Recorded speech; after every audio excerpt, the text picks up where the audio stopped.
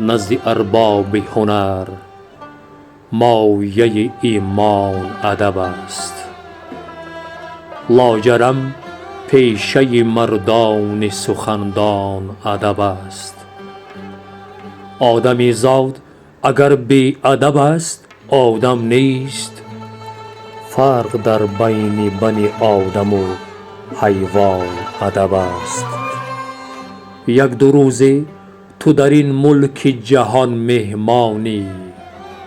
یک دو روزه تو در این ملک جهان مهمانی. با ادب باش که خاصیت مهمان ادب است.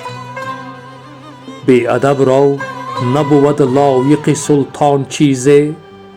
نیک بینگر با یقین لایق سلطان ادب است.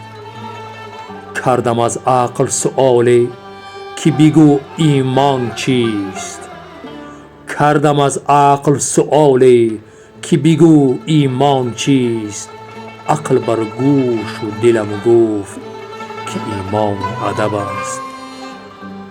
چشم بگشا و ببین جمله کلام الله را. آیت آید همگی معنی قرآن ادب است. رو پسر پند پدر گوش بکن هر شب و روز. رو پسر پند پدر گوش بکن هر شب و روز. دولت و ثروت و تاج سر مردان ادب است. شمس تبریز بکن ذکر خدای ملکوت.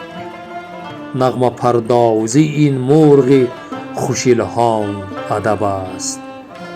جلالدین بلخی رومی.